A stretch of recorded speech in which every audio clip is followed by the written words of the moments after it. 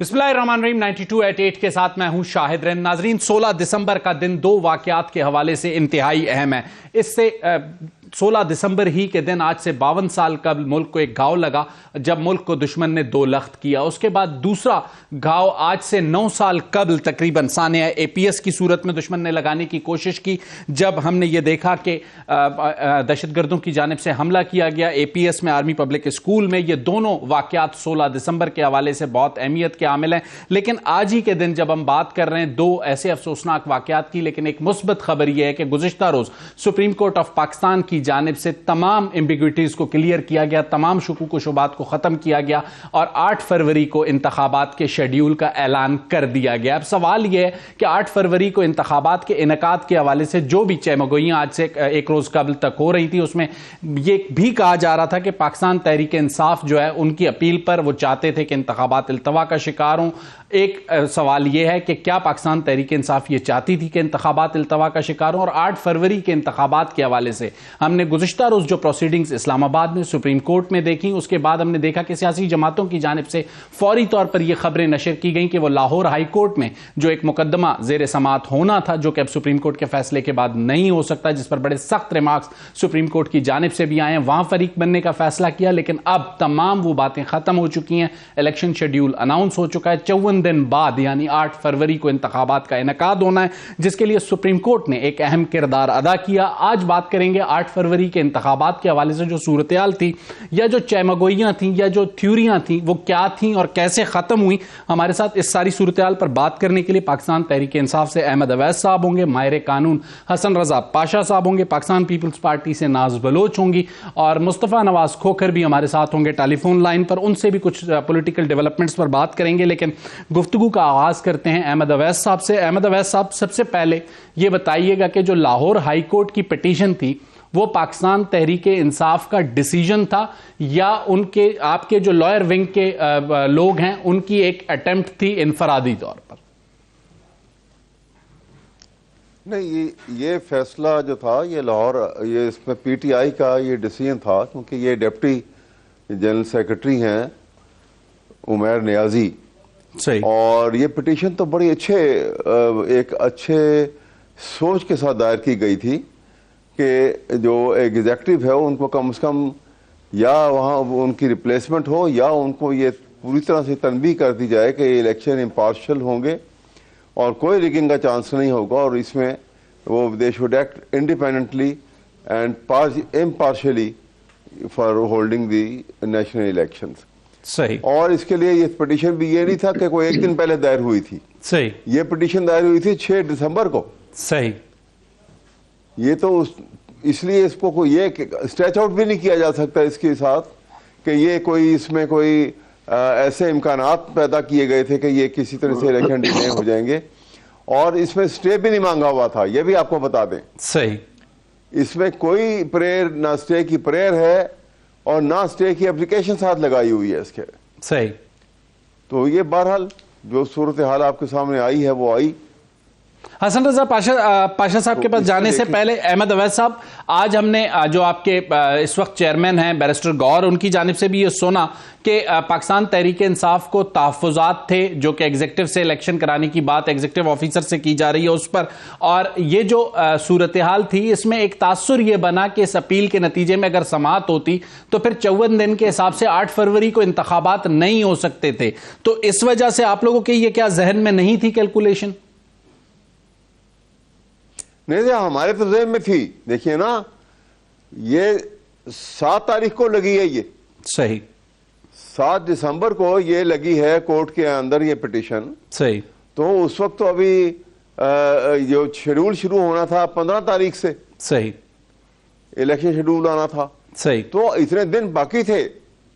ये तो गालिबन जो है वो जब बेंच ने, सिंगल बेंच ने गालिबन ध्यान नहीं दिया इस साइड के ऊपर, उन्होंने पहले एक हफ्ते की डेट डाल दी। सही। और फिर 13 तारीख को उन्होंने लार्जर बेंच जो है वो करके स्टे कर दिया। सही। तो स्टे की हमने प्रेयर भी नहीं की हुई। अहमद अवैस साहब, आपके ख्याल में लाहौर हाई कोर्ट से जो रिलीफ आपने मांगा था वो रिलीफ आपको नहीं मिला, बल्कि उसकी पेशरफ्त ऐसे हुई जिससे एक तासुर मिला कि आप लोग इंतखाबात में इल्तवा चाहते हैं? ये तासुर यकसर गलत है, इस लिहाज से गलत है कि पूरे पाकिस्तान की तमाम पॉलिटिकल पार्टीज में अगर कोई जमात सबसे ज़्यादा जोर दे के इस बात के ऊपर लगी हुई थी कि इलेक्शन जो है वो वक्त के ऊपर कराए जाएं और पाकिस्तान के आइन की जो दफात हैं उनके मुताबिक जो है वो ऑपरेट किया जाए, सही, इसलिए ये तो सवाल ही पैदा नहीं होता कि ये कौन उसके ये इल्तमा चाहते थे या इसकी वजह से इलेक्शन को डिले करना चाहते थे। हम तो चाहते हैं हो, सही, इलेक्शन होंगे तो ये क्राइसिस से बाहर निकलेंगे हम। सही, चले तो कभी आज तक नहीं कहा। आप कह रहे हैं इलेक्शन हो उसके बाद मिली। अच्छा, लेवल प्लेइंग फील्ड पर आगे चल के बात करते हैं। नाज बलोच साहिबा पाकिस्तान पीपल्स पार्टी से हमारे साथ हैं। नाज, हमने ये देखा कि गुज़िश्ता रोज जब सुप्रीम कोर्ट की जिसे कहते हैं डेवलपमेंट शुरू हुई, उसी दौरान हमने ये खबर भी देखी कि पाकिस्तान पीपल्स पार्टी ने लाहौर हाई कोर्ट में जो मुकदमा है उसमें फरीक बनने का फैसला कर लिया है। इससे पहले क्या आप लोगों को अंदाजा नहीं था कि लाहौर हाई कोर्ट में पीटीआई की एक पिटीशन है, उस पर कोई हेयरिंग हो सकती है, आप लोगों को फरीक बनना चाहिए? बिस्मिल्लाहिर्रहमानिर्रहीम। देखिए रिन साहब, बात यह है कि इलेक्शंस में किसी भी किस्म का डिले जो है, मैं समझती हूँ कि पाकिस्तान के हक में नहीं, जमहूरियत के हक में नहीं। ये सोच समझ रखना हर पॉलिटिकल पार्टी के लिए ज़रूरी है। जो भी सियासी जमात जो है वो इसमें रुकावट पैदा करने के लिए कोई भी एफर्ट करती है, इसका मतलब वो इलेक्शन से एस्केप और राय फरार अख्तियार कर रही है। पाकिस्तान पीपल्स पार्टी पहले दिन से इस बात के ऊपर बिल्कुल डट के अपना स्टैंड बना के हमने रखा है कि हम समझते हैं कि अवाम की वोट के ताकत के जरिए पार्लियामेंट के अंदर आके अवाम को इस मुआशी बहरान से बाहर निकालना है, अवाम के लिए रास्ते जो है वो हमवार करने हैं, मुल्क की मईशत को एक सही ट्रैक पे लेकर आना है और पाकिस्तान की जो ओवरऑल हमारी पॉलिसीज हैं उनको हमने एक सिमत की तरफ लेके जाना है। इसमें जो भी अनासिर या जो भी पॉलिटिकल पार्टी इससे राह फरार अख्तियार करना चाहती है वो कोई ना कोई अपने तरीके और हरबे इस्तेमाल तो करती है, लेकिन ये खुशाइंद बात है कि इलेक्शन शेड्यूल का आना एक खुशाइंद बात है, इलेक्शन का बर वक्त होना मैं समझती हूँ ये खुशाइंद बात है, और यही डिमांड है पाकिस्तान के 22 करोड़ लोगों की कि बर वक्त इंतखाबात हो। यही आवाज जो है पाकिस्तान पीपल्स पार्टी उठा के चल रही है।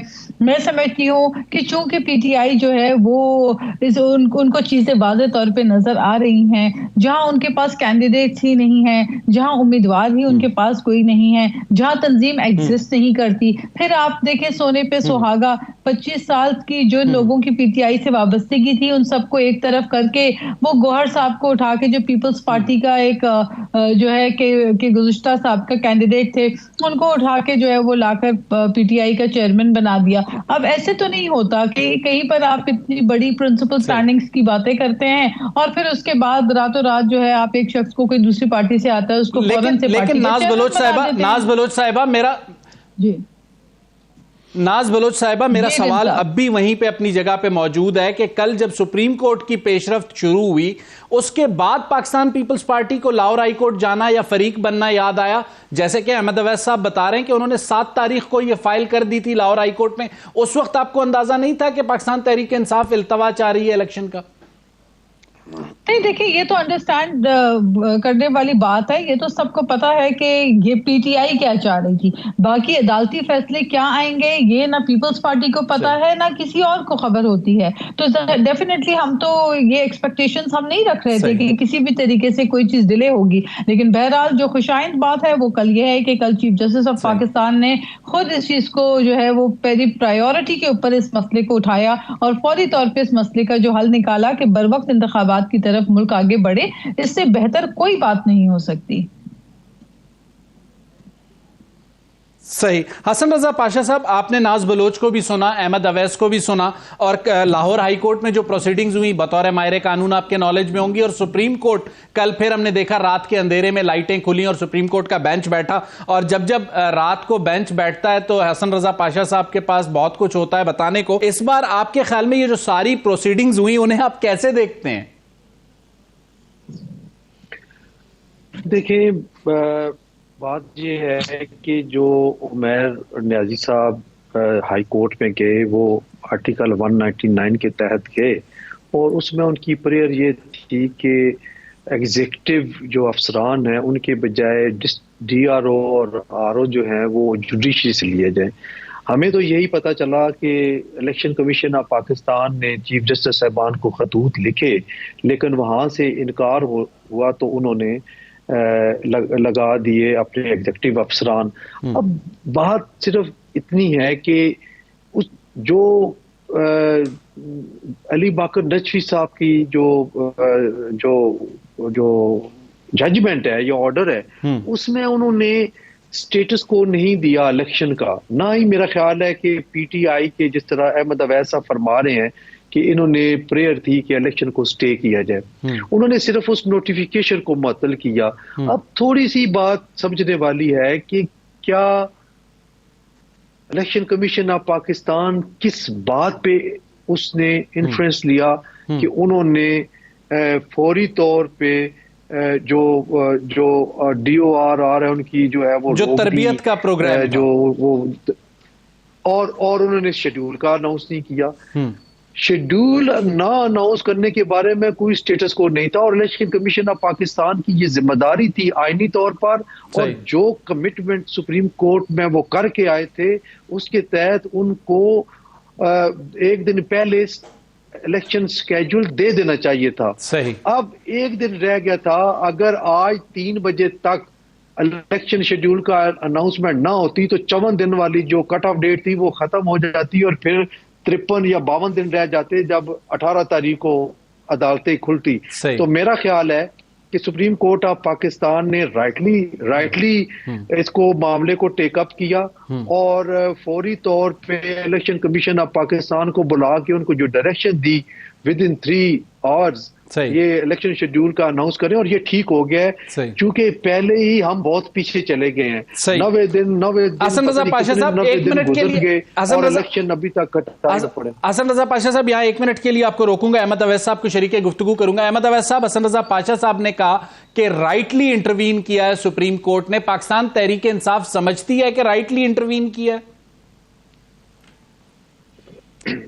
मेरा ख्याल है कि ये ठीक कह रहे हैं, इंटरव्यू सुप्रीम कोर्ट ने राइटली किया, इसलिए कि डिवीजन जो सिंगल बेंच ने जो रेफरेंस भेजा था उसके नतीजे में एक लार्जर बेंच बना 5 जजेस का, और साथ ही साथ उन्होंने स्टे भी इशू कर दिया था बगैर स्टे एप्लीकेशन के, बगैर स्टे की प्रेयर के। सही।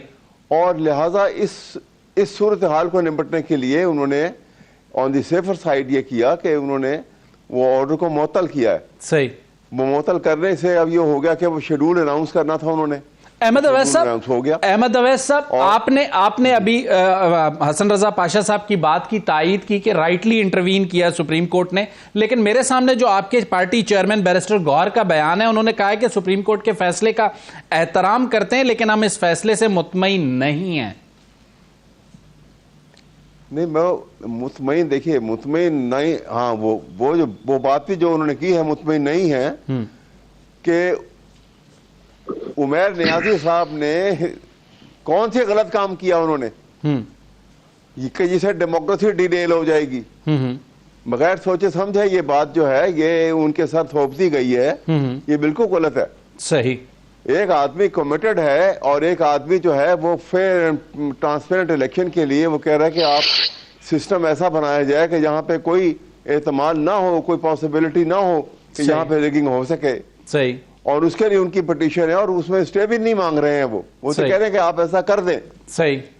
और उनके ऊपर ये एक शो का नोटिस इनको, तो इसलिए ये एस्पेक्ट जो है ये जाहिर है कि ये पार्टी को उनके नजर से भी आप देखें अगर, तो ये एक थोड़ी सी ओवर डूइंग महसूस होती है। बहरहाल जब ये शोकस आएगा और उसका जवाब देंगे तो इंशाअल्लाह ताला ये मसला सॉर्ट आउट हो जाएगा। सही। अहमद अवैस साहब, 2013 में जब जुडिशरी के मातहत इंतखाबात हुए हमने देखे और आपकी जमात ने 35 पंक्चर्स का नैरेटिव उसी अरसे में लिया, तो उस वक्त जुडिशरी के मातहत आपने जो इंतखाबात लड़े उसमें आपको 35 पंक्चर का शिकवा था। आज 2024 में उसी जुडिशरी पे कैसे आप एतमाद कर सकते हैं? आप कह रहे हैं कि जी एग्जीक्यूटिव ऑफिसर्स ना करवाएं और जुडिशरी करवाए। नहीं, ये इसको आप उसी जुडिशरी का लफ्ज़ इस्तेमाल नहीं करेंगे आप। उसकी वजह यह है कि उस वक्त किन कंडीशंस के तहत उनको सबऑर्डिनेट जुडिशरी को कंट्रोल किया गया था और जिस तरीके से उनसे एक गलत काम के ऊपर उनको तैयार किया गया था उसकी बहुत एविडेंस मौजूद थी। सही। जरूरी तो नहीं कि वो चीज़ उसी तरह से दोहराई जाएगी। सही। देखिए ना, ये डायनामिक्स एवर चेंजिंग होते हैं। सही। वो बात हुई और पकड़ी गई, सामने आई, सही। और जुडिशरी की तस्लील हुई उसके अंदर। सही। तो इसलिए ये बहरहाल एग्जेक्टिव की निस्बत ये जुडिशरी का किरदार जो है इसमें ज्यादा बेहतर है। सही। नाज, आपके ख्याल में 2013 के इलेक्शंस को आसिफ अली जरदारी साहब ने भी आरओ इलेक्शंस कहा था, चूंकि पाकिस्तान पीपल्स पार्टी ने 35 पंक्चर्स की तो बात नहीं की थी, लेकिन जरदारी साहब ने कहा था ये कंप्लीटली आरओ इलेक्शन है, वो इस इलेक्शन को नहीं मानते, लेकिन जमहूरियत के लिए वो इस इलेक्शन को तस्लीम करके जाके कौमी असेंबली में बैठेंगे। तो 2013 के जो इलेक्शंस थे, आपने उन्हें एक तरह से मान भी लिया, लेकिन अपने तहफ़्फ़ुज़ात रखे। आज जब इंतखाबात हो रहे हैं एग्जीक्यूटिव के मातहत, तो पाकिस्तान पीपल्स पार्टी सेटिस्फाइड है? देखें, पीपल्स पार्टी ने बिल्कुल तब भी आवाज उठाई थी और हम बिल्कुल इस चीज के ऊपर यकीन रखते हैं कि फ्री और फेयर और ट्रांसपेरेंट इलेक्शन पाकिस्तान के एक बेहतर मुस्तकबिल के लिए और एक बेहतर स्ट्रॉन्ग डेमोक्रेसी के लिए एक ट्रांसपेरेंट और फ्री और फेयर इलेक्शन का होना इंतहाई नागुज़ीर है। लेकिन हम ये भी जानते हैं कि हमारे पास एक जो मैकेनिज्म है, जो एक इलेक्टोरल रिफॉर्म्स, जो कि बड़ा मसला है पाकिस्तान का, उस रिफॉर्म्स को करने के लिए पार्लियामेंट के जरिए हमें चेंजेस लाने पड़ेंगे। अब उन चेंजेस को लाने के लिए आपने देखा कि गुज़िश्ता 3.5 साल की जो हुकूमत थी, उनकी प्रायोरिटी ये नहीं थी। उनकी प्रायोरिटी थी इंतकाम लेना, उनकी प्रायोरिटी थी ऑपोजिशन का मीडिया ट्रायल करना, उनकी प्रायोरिटी ये थी कि पॉलिटिकल विक्टिमाइजेशन करना। तो उन्होंने तो 3.5 साल यही काम किया। फिर उसके बाद का जो अरसा 16 माह का जो अरसा मिला और फिर उसके बाद एक अलायंस वाली हुकूमत फॉर्मुलेट हुई, तो डेफिनेटली एक जब हुकूमत एक मेजोरिटी के साथ आती है तो डेफिनेटली उसके बाद फिर वो एक स्ट्रेंथ के साथ जो है वो अपनी पॉलिसी और फ्रेमवर्क के लिए इंडिपेंडेंट तरीके से सोच के आगे बढ़ती है। लेकिन जब आप मुत्तहिदा इत्तेहाद करके हुकूमत बनाते हैं तो फिर आपकी सिचुएशन और पोजीशनिंग वो नहीं होती। इसीलिए पाकिस्तान पीपल्स पार्टी जो है वो ये समझती है कि इंशाल्लाह आने वाले इंतखाबात में पाकिस्तान पीपल्स पार्टी को दोबारा मौका मिलेगा वफाकी हुकूमत बनाने का, और हमारे इंशाल्लाह प्राइम मिनिस्टर बिलावल भुट्टो जब आएंगे तो डेफिनेटली पाकिस्तान पीपल्स पार्टी इन चीजों को रेक्टिफाई करेगी। जी बिल्कुल ठीक। नाज, आपने बहुत अहम बात की पाकिस्तान पीपल्स पार्टी के इलेक्शन लड़ने की और हुकूमत बनाने की। मैं आपसे आगे चल के एक और अहम सवाल भी मैंने पूछना है पाकिस्तान पीपल्स पार्टी की पॉलिटिक्स के हवाले से, लेकिन एक काउंटर आर्ग्यूमेंट ये भी है कि 16 माह की जो आप लोगों की हुकूमत थी उसमें आप लोगों ने इलेक्शन रिफॉर्म समेत जो चीजें रियासत या उसके निज़ाम या पार्लिमानी निज़ाम की जरूरत थी उस पर फोकस नहीं किया, बल्कि अपने जो पॉलिटिकल एजेंडाज हैं उस पर फोकस किया और पर्सनल जो केसेस हैं उस पर फोकस किया। मैं इसका जवाब दे दूं अभी आपको रिन साहब? Should I answer you? जी बिल्कुल दें। जी आपसे सवाल कर रहा हूं। जी आप जो ये बात कर रहे हैं, देखें जो हुकूमत 16 माह की थी उसके अंदर बहुत सारी ऐसी चीजें थी जिनको इन ऑर्डर करना था और बहुत सारी ऐसी चीजें थी जिन पे पाकिस्तान पीपल्स पार्टी को भी एतराज़ात थे। तो मैंने जिस तरह आपसे कहा कि एक जब आप अलायंस में होते हैं, जब एक इत्तेहाद मुश्किल हालात के अंदर फॉर्मुलेट किया मुल्क को एक क्राइसिस से बचाने के लिए, तो उसमें आपकी पोजीशनिंग जो है वो इतनी ज्यादा स्ट्रांगली सामने बाज़ औक़ात आपकी सोच जो है उसकी अक्कासी उस तरह नहीं हो पाती, क्योंकि आप एक अलायंस के अंदर मिलकर, आप इत्तेहाद के साथ मिलकर काम कर रहे हैं और हर पॉलिटिकल पार्टी की अपनी सोच होती है। प्राइम मिनिस्टर पीपल्स पार्टी से नहीं थे, लेकिन डेफिनेटली बहुत सारे ऐसे मामला थे जहां पे बिलावल भुट्टो साहब ने खुद पार्लियामेंट के अंदर चीजों को बहुत सारी चीजों के अंदर अपना इनपुट, स्ट्रॉन्ग इनपुट देकर चीजों को कंटेन भी किया। तो मैं समझती हूँ जितनी प्रिंसिपल इश्यूज के ऊपर हम अपनी आवाज उठा सकते थे हमने अपनी भरपूर कोशिश की है। लेकिन हैविंग सेड दैट, इस बात में कोई शक नहीं है कि जब एक मुश्तरका और एक इत्तेहाद पे मबनी हुकूमत बने तो वो इतनी स्ट्रांगली डिसीजंस नहीं कर सकती। हाँ, अलबत्ता जो नैब के मामलात थे, जिस तरह नैब जो है वो लोगों को महीनों सालों सालों लेकर जो है वो गुमनाम जगह पे रख लेती थी और उसके बाद जो है कहा जाता था कि जी आप साबित करें कि आप चोर हैं और आप ही साबित करें कि आप मुजरिम हैं, तो वो और फिर दूसरा जो इनका एक फैक्टर था कि एक जो यूनिवर्सल एक लॉ है कि इनोसेंट अंटिल प्रूवन गिल्टी, यहाँ पे गिल्टी कहते थे कि आप हैं जब तक आप अपने आप को इनोसेंट प्रूव ना करें। तो इन चीजों के ऊपर काम हुआ, इन चीजों के ऊपर कानून साजी हुई और बहुत ज्यादा तेजी से बहुत कुछ हुआ, लेकिन this is not the right way. I think Pakistan Peoples Party समझती है कि हमेशा जब भी कानून साजी होती है काउंटर आर्ग्यूमेंट आप जो सेंस पार्लियामेंट की। जी जी बिल्कुल ठीक नाज, आपकी बात अपनी जगह पे, लेकिन आपने जो अहम चीजें गिनवाई कि नैब में जो चीजें इस्लाह, जी हाँ जी बिल्कुल ठीक है आपका पॉइंट, लेकिन मैंने एक छोटी सी ब्रेक लेनी है। ब्रेक के बाद आऊंगा तो आपसे भी इस पे काउंटर आर्ग्यूमेंट करूंगा और हसन रजा पाशा साहब से भी बात करेंगे क्या ये बात नाज ने जो कही वो दुरुस्त है। लेते हैं एक छोटी सी ब्रेक।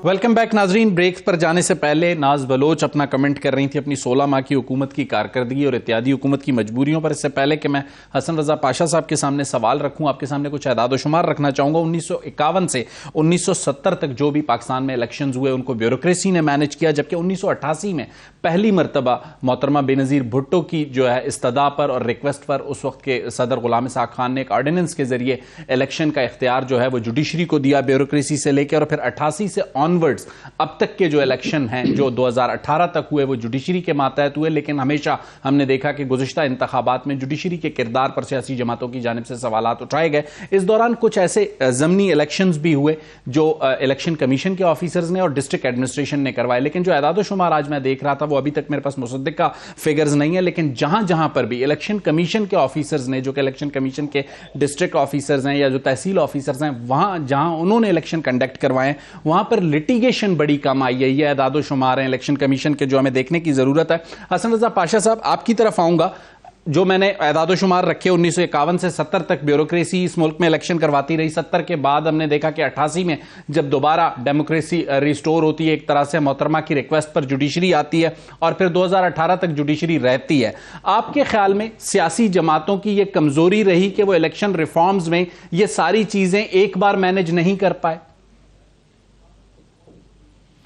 देखिए, बहुत ज्यादा प्रॉब्लम्स हैं, अभी भी रिफॉर्म्स की जरूरत है और आइन में भी अमेंडमेंट की जरूरत है इस हवाले से कि कोई इलेक्शन के हवाले से अब कट ऑफ डेट आ जानी चाहिए। सही, क्योंकि अगर आप देखें कि जब भी इलेक्शंस होते हैं किसी एक पार्टी को पसंद नहीं है तो कभी वो मौसम की बात करते हैं। अगर आप 22 जून में होंगे तो फिर कोई कहेगा सिबी में सख्त गर्मी है, थर के सहरा में, चुलिस्तान में तो गर्मी में ना कराएं, सर्दी में कराएं। सर्दी में जब होता है तो फिर कहते हैं जी कि वहां पे बर्फबारी। तो मैं समझता हूं कि इलेक्शंस को आप मौसमों का मोहताज ना बनाएं, इसलिए आइंदा आने वाली पार्लियामान जो है उस पर बड़ी जिम्मेदारी आयद होती है कि ये जो सिचुएशन इस दफा हुई है इसको ओवरकम करने के लिए जरूरी है कि आइन में एक कट ऑफ डेट आ जानी चाहिए कि हर 5 साल के बाद जब इलेक्शन हो तो फलां डेट को होनी चाहिए। बेशक उसी अमेंडमेंट में ये भी कर दें कि जो केयर टेकर सेटअप है उसको खत्म कर दें। ये एक नई पख डाल दी है और आल दो के पाकिस्तान के मारूजी हालात को मद्देनजर रखते हुए स्पेशल सर्कमस्टांसेस के जहां पे एतमाद की कमी है और समझते हैं कि जो गवर्नमेंट इस वक्त इक़्तिदार में है वो इलेक्शंस इनकी मौजूदगी में दुरुस्त नहीं हो सकते। लोग एतराज़ात करते थे, इसलिए केयर टेकर सेटअप। लेकिन केयर टेकर सेटअप पे भी हर दफा हमने देखा कि एतराज़ात हो रहे हैं। तो मैं समझता हूँ कि आइन में अमेंडमेंट्स की जरूरत है। कम से कम आइंदा इलेक्शन किसी ना तो मौसम की, ना किसी अदालती फैसले की और ना ही किसी और वजह से इल्तवा का शिकार हो। चूंकि कॉन्स्टेंटली अगर एक ठीक पीरियड के तहत इलेक्शन होते रहे तो डेमोक्रेसी की बेहतरी के लिए और मुल्क की बेहतरी के लिए ये जरूरी है। जहां तक आपने अदाद शुमार का जिक्र किया, मैं थोड़ा सा पीछे 3.5 साल की जो पीटीआई की हुकूमत है उसमें आ जाता हूं कि उसमें जितने भी जिमनी इलेक्शंस हुए सारे के सारे इंतजामिया के ज़ेरे असर हुए और कोई भी जुडिशियल अफसर नहीं था।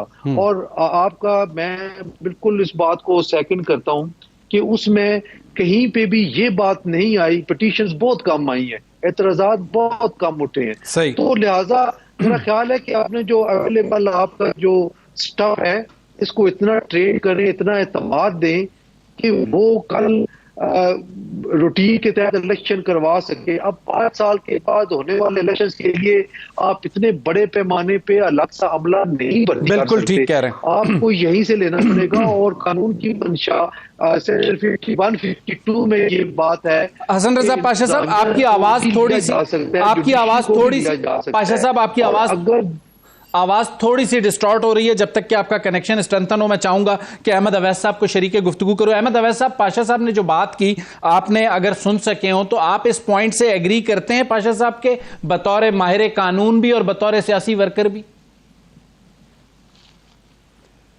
हाँ, देखिए, बुनियादी तौर पे तो बात वो ठीक है। अब क्वेश्चन तो सारा बात आ जाती है कि intention election commission of Pakistan, caretaker setup, इन सब की इंटेंशन जो है वो बड़ी क्लियर होनी चाहिए, ट्रांसपेरेंट होनी चाहिए और वो इक्वल अपॉर्चुनिटी प्रोवाइड करनी चाहिए to all political parties, to all political workers for the election. ये इंतहाई जरूरी है। सही। ये इसमें जब कमी बेशी होगी तो फिर फ्रस्ट्रेशन होगी, फिर वो जो है वो प्रोटेस्ट मीटिंग भी होंगी, फिर बातें निकलेंगी, फिर उसके बाद पुलिस का एक अपना एक सिलसिला शुरू हो जाता है। तो मेरा ख्याल में ये इनका अहमद अवैस साहब, हसन रजा पाशा साहब ने एक और अहम नुक्ता उठाया। उन्होंने कहा कि निगरान हुकूमत कोई तसव्वुर नहीं होना चाहिए, कुछ कॉन्स्टिट्यूशनल अमेंडमेंट्स रिक्वायर्ड हैं, वो करनी चाहिए। आइंदा जो भी असेंबली आती है, चाहे पीटीआई की गवर्नमेंट हो, पीपल्स पार्टी की हो, पीएमएलएन की हो, मेरा ख्याल है चार्टर ऑफ इकोनॉमी से पहले चार्टर ऑफ इलेक्शन या फिर इलेक्शन रिफॉर्म्स कर लिए जाएं। आप इससे एग्री करते हैं? अब मेरा ख्याल है अभी इंडिया में तो नहीं है ये केयर टेकर सेटअप जो है, ये अलग से पाकिस्तान में इन्होंने इंसर्ट किया था इसको। इंडिया में तो नहीं है ऐसा। और ये उल्टा बर्डन ही बन गया है। आपने देखा कि ये आते हैं तो वो उनकी इंटेग्रिटी फिर डाउटफुल होती है। सही। काकड़ साहब को आपने देखा क्या कर रहे हैं। सही। आप इसी तरह दूसरे केयर टेकर चीफ मिनिस्टर जो है उनको भी देख लें आप। तो ये पंजाब के सही काकड़ साहब ने अहमद अवैस साहब, काकड़ साहब ने क्या ऐसा किया है जो आप कह रहे हैं कि आपको उनकी इंटीग्रिटी पे या उनकी जो इंटेंशन है उस पे शक है? कोई चीज मेंशन कर सकते हैं? हाँ जी, सुने। हाँ जी, सुनिए आप, सुनिए। देखिए, इलेक्शन लॉज का सेक्शन 230 है, बड़ा क्लियर वर्ड के अंदर वो इख्तियारात में उन्होंने पूरी डिटेल दे दी है कि केयर टेकर सेटअप जो है वो ये कर सकता है और ये नहीं कर सकता। सही। डे टू डे बिजनेस के अलावा उसका एक ही काम है कि वो इलेक्शन कमीशन ऑफ पाकिस्तान के इलेक्शन की डेट जब फिक्स हो गई और इलेक्शन को फैसिलिटेट करने के लिए मुआवनत करे उसकी। बिल्कुल ठीक हो गया। और ऐसे एनवायरनमेंट क्रिएट करे कि जहां से पता लगे कि पाकिस्तान में बिल्कुल फेयर, फ्री एंड ट्रांसपेरेंट। नाज बलोच साहिबा, आपके ख्याल में जो हसन रजा पाशा साहब ने बात की कि निगरान हुकूमत का कॉन्सेप्ट खत्म होना चाहिए, और उन्होंने जो एक बात की कि जो भी नई हुकूमत आती है वो सबसे पहले बजाय चार्टर ऑफ इकोनॉमी करने के, चार्टर ऑफ इकोनॉमी का मैं कह रहा हूं, पाशा साहब ने नहीं कहा, पहले इलेक्शन रिफॉर्म्स कर लें कि आगे आने वाले 5 साल पाकिस्तान ने कैसे चलना है और इंतखाबात कैसे होने। आपको लगता है कि यह पहला मकसद होना चाहिए आने वाली हुकूमत का? देखिए रिन साहब, बात यह है कि ये दोनों अहम मामलात हैं। बिल्कुल दुनिया में बहुत सारे ममालिक हैं, बेशतर ममालिक के अंदर ये निगरान हुकूमत वाला कोई सिस्टम नहीं होता, और जो हुकूमत चल रही होती है वही इलेक्शंस अपने मुकर्रर वक्त मुकम्मल होने पर इलेक्शंस करवाती है। और ये दुनिया भर में, बल्कि बहुत से ममालिक जो है वो ताज्जुब करते हैं ये देखकर कि हमारे पास जो सिस्टम है वो बड़ा डिफरेंट है। लेकिन ये आईनी एक सिस्टम है, एक हमारे पास जो है पार्लियामान के थ्रू मंजूर शुदा एक निज़ाम है जो कि चल रहा है, लेकिन इसमें अमेंडमेंट्स इलेक्टोरल रिफॉर्म्स में हर बर वक्त अमेंडमेंट्स भी हो सकती हैं, पार्लियामेंट जो है वो चीजों रद्द-बदल भी कर सकता है, जहां पे हमें लगे कि चीजों में बेहतरी लाई जा सकती है। पार्लियामेंट का काम ही ये होता है कि लेजिस्लेशन करके बेहतरी लाई जाए उन कवानीन के अंदर जहां पर कहीं पर हमें लगे कि कहीं कोई लकूनाज है, कहीं लूप होल्स है। जहां तक बात आपने की चार्टर ऑफ इकोनॉमी की और इलेक्टोरल रिफॉर्म की, मेरा ख्याल है कि इस मुल्क को जितने इलेक्टोरल रिफॉर्म जो है वो इम्पोर्टेंट है हमारे पास करना, उससे उसी के बराबर या उससे कई गुना ज्यादा हमारे पास चार्टर ऑफ इकोनॉमी की बहुत जरूरत है। क्योंकि हमारा मसला ये होता है कि जो हुकूमत आती है वो अपनी पॉलिसीज और अपनी प्लान अपने जहन के मुताबिक जो है वो करना चाहती है। वो ये नहीं सोचते कि देर पर नताइज क्या होंगे। अब आप ये देखें कि जो पाकिस्तान पीपल्स पार्टी ने किया, CPAC का मंसूबा जो हमारा रहा, तो ये brain child of Pakistan Peoples Party था, जिसकी वजह से आज तक हम इसकी तरफ नाज एक छोटी सी ब्रेक लेनी है। ब्रेक के बाद आते हैं तो आपसे और हसन रजा पाशा साहब से गुफ्तगू का सिलसिला यहीं से जोड़ेंगे। अहमद अवैस साहब का शुक्रिया अदा करेंगे और लास्ट सेगमेंट में हमारे साथ मुस्तफा नवाज खोकर भी होंगे। जरा आईनी और कानूनी और इंतखाबी मामलात के साथ साथ जरा सियासी चहल पहल पर भी गुफ्तगू करेंगे। लेते हैं एक छोटी सी ब्रेक।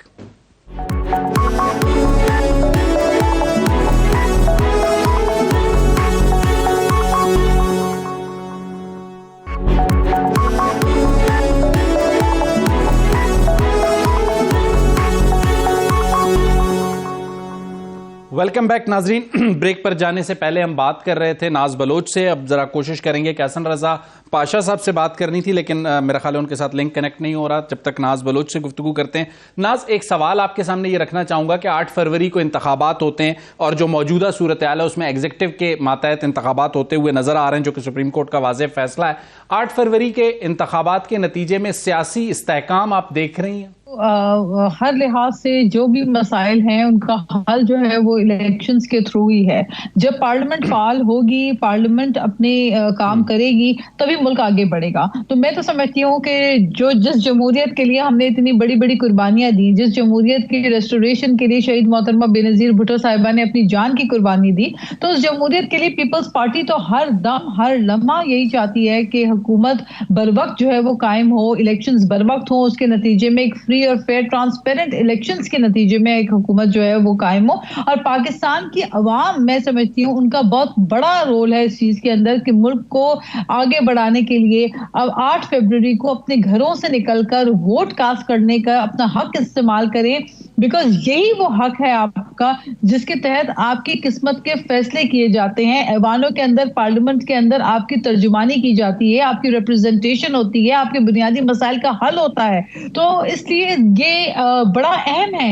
ये जो वोटर टर्नआउट होता है, इसको बढ़ाने के लिए ख़वातीन का बहुत बड़ा किरदार है। तो मैं तो I categorically and I just want, बिल्कुल ठीक हो गया नाज। एक सवाल आपके सामने रखना चाहूंगा कि 8 फरवरी को इंतखाबात में आपका वोटर भी निकलता है, आपको सपोर्ट भी करता है और आपको वोट भी कास्ट करता है। उसके नतीजे में पाकिस्तान पीपल्स पार्टी आपको सिर्फ सिंध में नजर आ रही है, बलूचिस्तान में नजर आ रही है, मरकज में नजर आ रही है। क्या फोरकास्ट क्या है आप लोगों की, रिजल्ट्स क्या होंगे ओवरऑल आपके लिए? देखिए, हमारी फोरकास्ट तो डेफिनेटली यही है। हमें तो यही नजर आता है क्योंकि लोगों को जब हम सुनते हैं, लोगों से जब हम मिलते हैं, हम स्ट्रीट पॉलिटिक्स करते हैं, पीपल्स पार्टी वर्कर्स के साथ एक अटैच पॉलिटिकल पार्टी है, तो हम आम आवाम की जुबान बोलते हैं। और हम जब लोगों से मिलते हैं तो लोग हमें खुद यही बात कहते हैं। लोग कहते हैं कि जब भी पीपल्स पार्टी के दौरे हुकूमत को मौका मिला, पीपल्स पार्टी ने डिलीवर किया, ज़राअत बेहतर हुई, रोजगार मिला, लोगों के लिए आसानियां पैदा हुई, लोगों के मसाइल हल हुए, BISP जैसे प्रोग्राम मिले। तो ये वो तमाम चीजें जो पाकिस्तान पीपल्स पार्टी जब अवाम की खिदमत करती है, तो लोगों को जब लोग मवाजना करते हैं, लोगों ने फिर किया मवाजना, लोगों ने देखा 2013 से लेकर 2018 तक क्या हालात थे, और लोगों ने ये भी देखा कि जो 3.5 साल में PTI जो तबाही फेर के गई है वो भी अवाम ने देखा। और फिर जब लोग देखते हैं कि 2008 के मुश्किल तरीन हालात में 2 सुपर फ्लड्स आए, मैं हसन रजा पाशा साहब पता नहीं हमारे साथ कनेक्ट हुए या नहीं, अगर कनेक्ट हो चुके अभी तक हसन रजा पाशा साहब कनेक्ट नहीं हुए। नाज एक सवाल और आपसे ये पूछना चाहूंगा कि 18 दिसंबर को आसिफ अली जरदारी साहब बलूचिस्तान के जिला केत जा रहे हैं वर्कर्स कन्वेंशन के लिए, वहां पर कोई पॉलिटिकल डेवलपमेंट या कोई पॉलिटिकल सरप्राइज बाकी है जो आपका मिशन बलूचिस्तान है? Definitely, why not. हाँ, अब देख रहे हैं, सरप्राइजेस तो हम दे रहे हैं। आज भी अभी कराची के अंदर हमारे पास बहुत सारी ज्वाइनिंग्स हुई हैं, लोग तवातुर से पीपल्स पार्टी की तरफ आ रहे हैं। बलूचिस्तान से हमें बड़ी अच्छी आवाजें आ रही हैं, लोग पीपल्स पार्टी की तरफ आ रहे हैं। इवन पंजाब से हमारे पास जो है, हम देख रहे हैं कि लोगों का एक अच्छा जो है वो पीपल्स पार्टी की तरफ रुझान बढ़ता जा रहा है। और केपीके में आपने देखा कि बिलावल भुट्टो साहब गुज़िश्ता हफ्ते केपीके में थे, तो वहां पे उनको कितनी पजीराई मिली और लोगों ने आकर इस बात पे देखें ना, जो पीपल्स पार्टी का एक रिश्ता है, जो अवामी रिश्ता है, पीपल्स पार्टी का जो कनेक्शन अवाम के साथ है, ग्रास रूट के साथ जो पार्टी की लीडरशिप का रिश्ता है, ये एक बहुत ही मुनफरिद है। ये आपको किसी नाज, आपको 1 मिनट के लिए यहाँ इंटरप्ट करूंगा। मुस्तफा नवाज खोखर या फिर हमें अगर हसन रजा पाशा साहब ने ज्वाइन कर लिया और दोनों ने अभी तक ज्वाइन नहीं किया है, गुफ्तगू का सिलसिला आप ही के साथ जारी रखूंगा। मेरे पास जो मालूमात हैं, 18 दिसंबर को आसिफ अली जरदारी साहब ने जो गुज़िश्ता अपने दौरे क्वेटा में एक सियासी बिसात बिछाई थी, उस सियासी बिसात में उन्हें कुछ मजीद पेशकदमी करते हुए वो कोई सरप्राइज 18 दिसंबर को बलूचिस्तान में बड़ा देने जा रहे हैं। आप मेंशन कर सकती हैं कि वो सरप्राइज क्या हो सकता है? देखिए, पीपल्स पार्टी सरप्राइजेस देती है और बहुत अच्छे और बहुत पॉजिटिव सरप्राइजेस देती है। और बिल्कुल मैं समझती हूँ सरप्राइज का अपना एक वक्त होता है। अपने मुकर्ररा वक्त पे जब सरप्राइज हो और जब लीडरशिप की जानिब से सरप्राइज दिया जाए, तो मेरा ख्याल है कि उसकी बात और होती है। लेकिन इस बात में कोई शक नहीं है कि हमारे बलूचिस्तान की आवाज पीपल्स पार्टी बनती रही है हमेशा।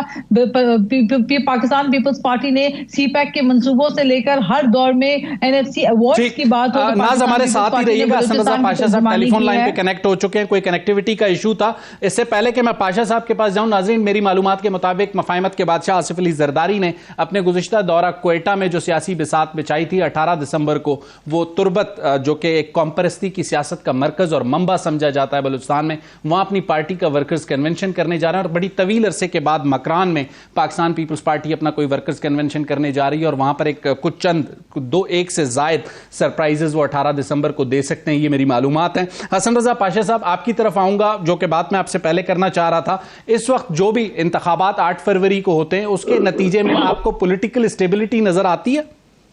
देखिए, इंतखाबात जब भी होते हैं वक्ती तौर पे तो थोड़ा बहुत शोर शराबा होगा, मुमकिन भी है, हो सकता है, जितनी के माजी करीब में कुछ टेंशन रही है पॉलिटिकल पार्टीज के दरमियान। लेकिन एट द एंड ये मैं समझता हूं कि ये बेटरमेंट की तरफ ही जाएंगे।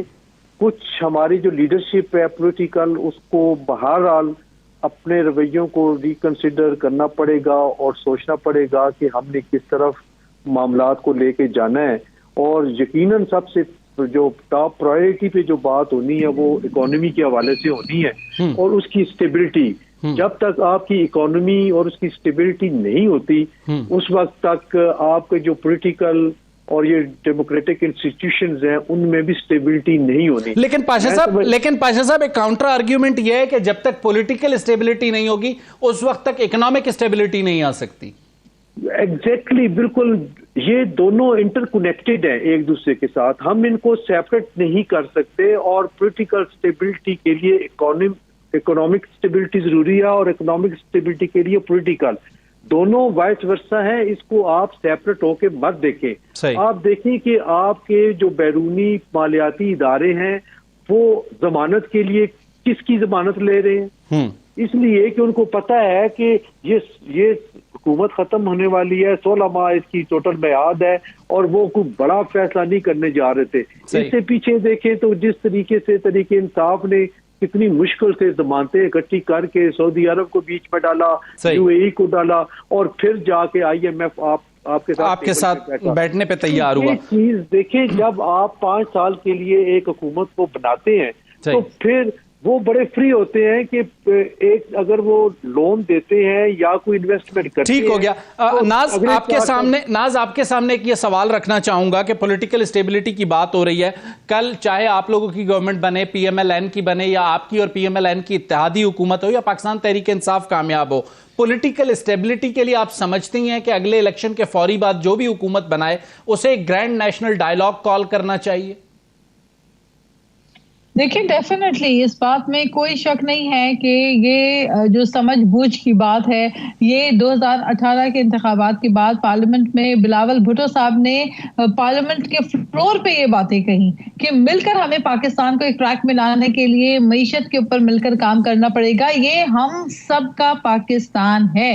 और ये वो नारा जब एक यंग लीडर ने आकर दिया तो मेरा ख्याल है जिन्होंने मुल्क में इंतशार और नफरत की सियासत के बीज बोए थे, उन्हें अकल होनी चाहिए थी कि जो लोग जो है मुल्क में नफरत के बीज बो रहे हैं उसके नुकसानात होंगे, ना सिर्फ आज बल्कि देरपा नुकसानात हैं। आज आप देख रहे हैं कि बिलावल भुट्टो जो नारा लेकर आगे निकले हैं कि हम सबका पाकिस्तान, उसका मकसद ही ये है कि आपस में एक दूसरे से नफरतें और डिविजन्स को खत्म करके हम एक बेहतर मुस्तकबिल और पाकिस्तान के एक बेहतर फ्यूचर के लिए हम मिलकर आगे बढ़े और अपनी अपनी एक्सपर्ट ओपिनियंस को आगे लेकर आए। मुल्क के अंदर रिसोर्सेज को किस तरह यूटिलाइज करना है, अपनी एग्रीकल्चरल इनकम को किस तरह से इंप्रूव करना है, एग्रीकल्चर इकोनॉमी को किस तरह इंप्रूव करना है, अपनी इंडस्ट्रीज को किस तरह अपलिफ्ट करना है, ये वो तमाम चीजें हैं जिसपे हमें मिलकर काम करने की जरूरत है। और ये तब मुमकिन है जब हम एक दूसरे के रवादार हों, जब हम एक दूसरे से बात करने के काबिल हों,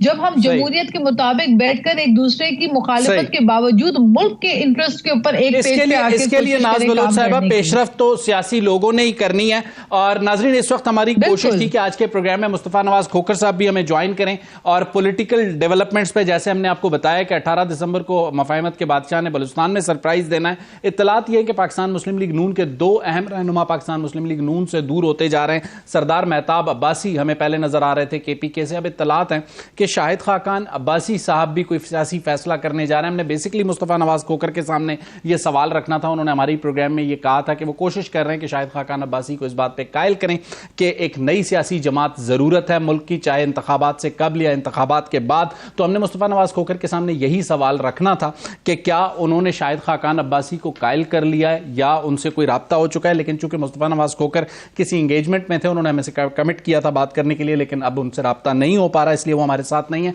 लेकिन आज 16 दिसंबर के दिन, चूंकि हम जब फॉल ऑफ ढाका और बांग्लादेश को याद करते हैं तो इसके हवाले से बहुत से बयानिए मौजूद हैं। कई बयानियों में बहुत ज़्यादा ये तनकीद की जाती है कि पाक फौज ने वहाँ सरेंडर किया था, लेकिन उस वक्त के जो फील्ड मार्शल हैं हिंदुस्तानी हुकूमत के 1971 में वहाँ पर थे, सीम मानिक, उन्होंने क्या कहा था इस सारी सूरत हाल के हवाले से, 16 दिसंबर के फॉल ऑफ ढाका के हवाले से। नाजरीन, भारतीय फौज के जो मानिक शाह हैं उन्होंने कहा कि पाक फौज 1971 की जंग में बहादुरी के साथ लड़ी और उन्होंने ये बताया कि वो हिंदुस्तानी फौज की कमान कर रहे थे। BBC को इन्होंने ये इंटरव्यू दिया 16 दिसंबर 2020 को। उनसे पूछा गया कि 1971 की जंग इसलिए जीती कि पाकिस्तान की फौजी क़यादत नाअहल थी, तो उनका यह जवाब था कि मशरकी पाकिस्तान में तैनात पाकिस्तानी फौज निहायत बहादुरी से लड़ी। हालात पाक फौज के हक में नहीं थे क्योंकि वो अपने फौजी अड्डों से हजारों मील दूर थे। मशरकी पाकिस्तान से लड़ने के लिए तैनात हिंदुस्तानी फौजियों की तादाद मशरकी पाकिस्तान में पाकिस्तानी फौजियों की तादाद से कहीं ज्यादा थी। ये वो फील्ड मार्शल इंकशाफ कर रहे हैं जो कि उस वक्त इंडियन जो ऑपरेशन था वहां पर कर रहे थे, उसको लीड कर रहे थे। तो ये वो हकायक हैं जो आते हुए वक्त के साथ तारीख में खुलते जा रहे हैं और जो एक नैरेटिव बनाने की कोशिश हमेशा रियासत पाकिस्तान या उसके इदारों या खासकर फौज के खिलाफ बनाने की कोशिश की जाती रही है, ये उनका जवाब है जो कि दुश्मन की जानिब से दिए जा रहे हैं। अगले प्रोग्राम तक मुझे शाहिद रेंद को इजाजत दीजिए। अल्लाह हाफिज।